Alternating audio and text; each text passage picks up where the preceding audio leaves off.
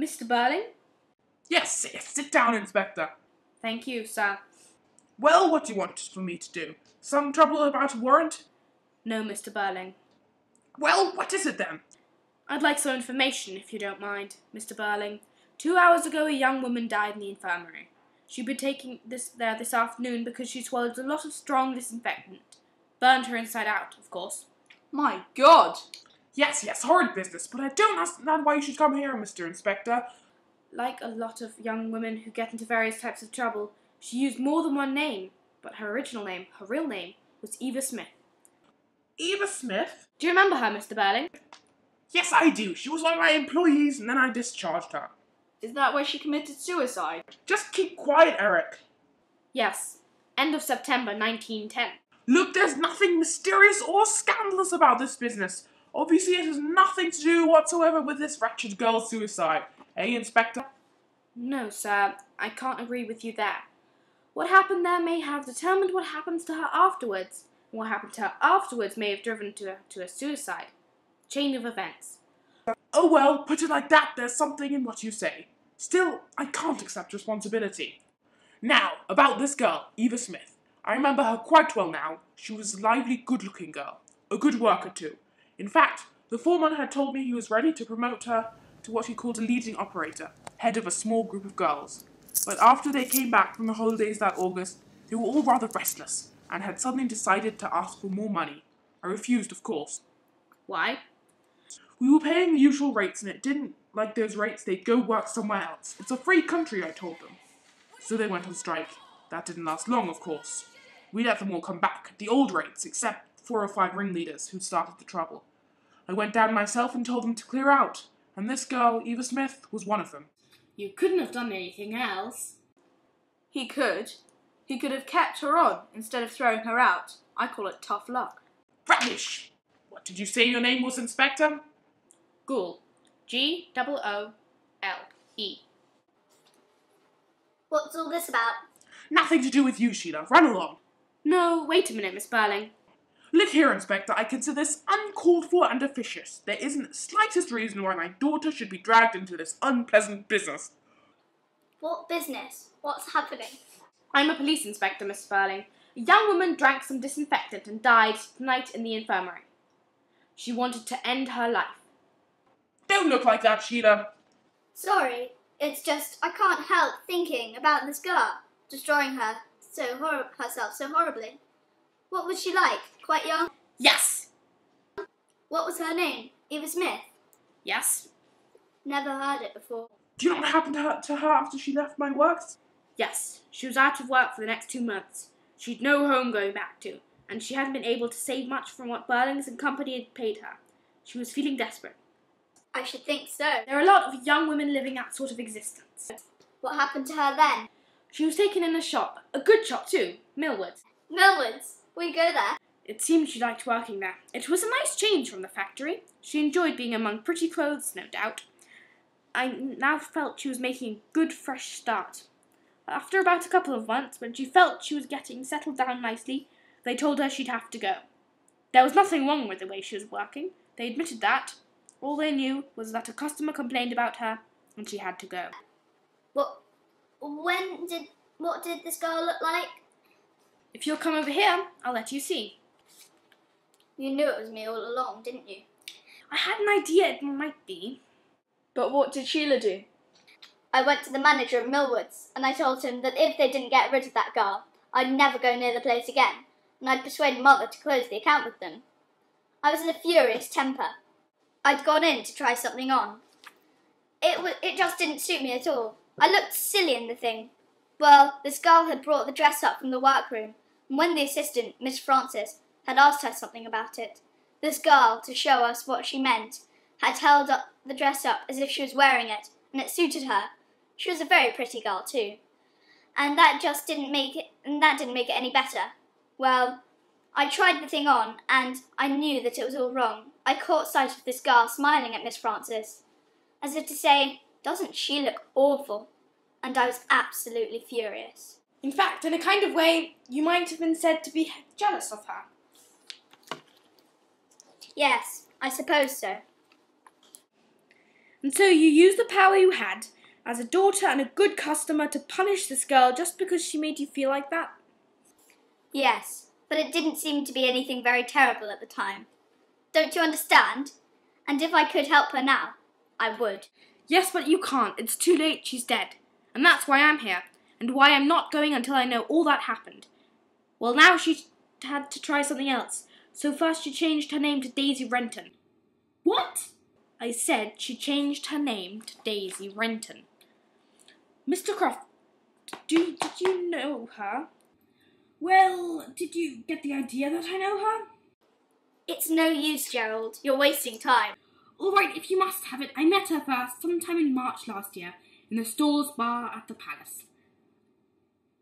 I happened to look in one night after a long, dull day, and as the show wasn't very bright, I went in down to the bar for a drink. It's a favourite haunt of women of the town. I didn't propose to stay long there.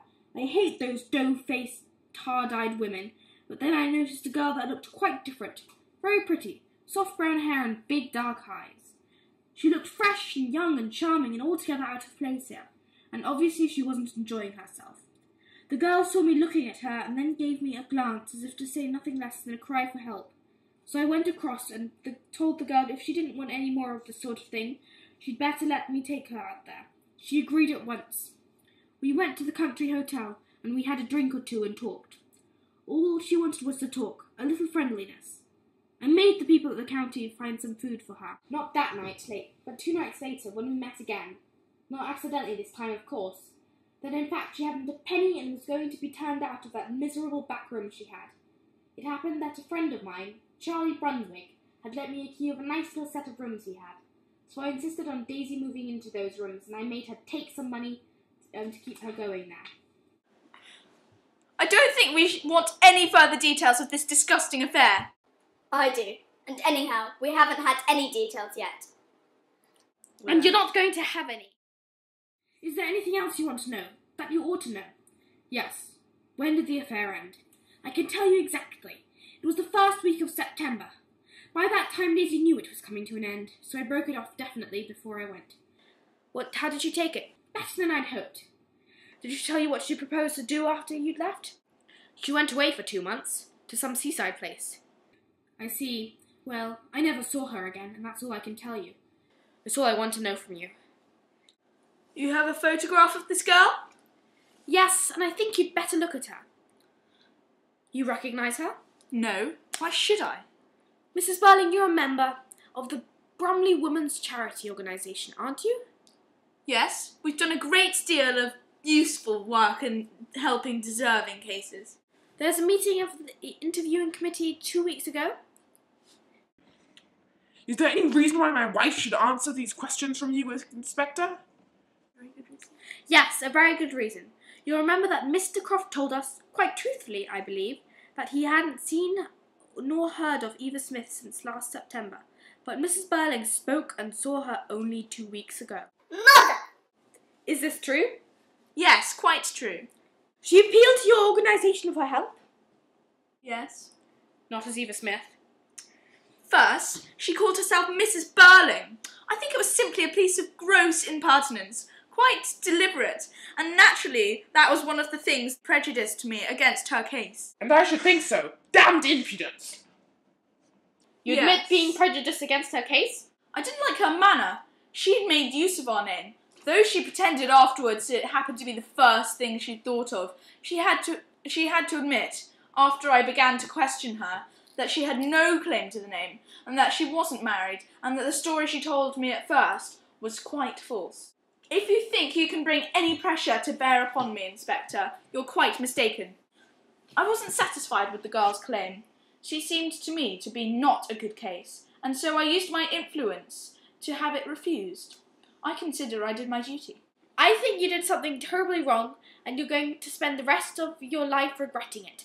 I wish you'd have been with me tonight in the infirmary. You'd have seen— No, please. Not that again. I'd imagined it clearly enough already. The next time you imagine it, just remember that this girl was going to have a child. Oh no! Horrible, horrible. Mother, you must have known. And you've nothing further to tell me, eh? I'll tell you what I told her. Go and look for the father of your child. It's his responsibility. And if you take some steps to find this young man, and then make sure that he's compelled to confess in public for his responsibility, then you would really be doing your duty. Don't worry, Mrs. Birling, I shall do my duty. And now, no doubt, you'd like to say goodnight? Not yet. I'm waiting. Waiting for what? To do my duty. That's Eric! You know, don't you? Yes, we know. When did you first meet this girl? One night last November. Where did you meet her? In the Palace Bar. What happened then? I began talking to her and stood her a few drinks. I was rather far gone by the time we had to go. You went with her to the lodgings that night? Yes, I insisted, it seems. I'm not very clear about it, but afterwards she told me she didn't want me to go in to the house, but that, well, I was in a bit of a state. You know, that state where a chap can easily turn nasty. So I threatened to make a row. So she let you in? Yes, and that's when it happened. And I didn't even remember. That's the hellish thing. Oh my God, how stupid this all is. And I couldn't remember her name, or where she lived. It was all very vague, but I remember seeing her again in the Palace Bar. More drinks? Yes. But you took her home again? Yes, and this time we talked a bit, too. And you made love again? Yes. Did you arrange to see her any other time after that? Yes, and the next time, or the time after that, she told me that she thought she was going to have a baby. She wasn't quite sure, and then she was. So what did you propose to do? She'd no money left, so I insisted on giving her enough money to keep her going until she refused to take any more. How much money did you give her altogether? I suppose about £50, all told. Why, you hysterical young fool! I'll... Stop! Be quiet for a moment and listen to me. I don't need any more. Neither do you. That girl killed herself and died a horrible death. But each of you helped kill her. Mrs. Birling, you turned her away when she needed most help. Eric, remember what you did. You just used her at the end of a stupid drunken evening as if she was an animal. A thing, not a person. No, you won't forget. I know. I had her turned out of a job. I started it. You helped, but you didn't start it. You started it. She wanted 25 shillings a week instead of 22 and sixpence. You made her pay a heavy price for that, and now she'll make you pay a heavier price still. No, I don't think any of you will forget. Not that young man Croft, though he at least had some affection for her and made her happy a time. Well, Eva Smith's gone. You can't do her any more harm. You can't make her any good now either. You can't even say, "I'm sorry, Eva Smith."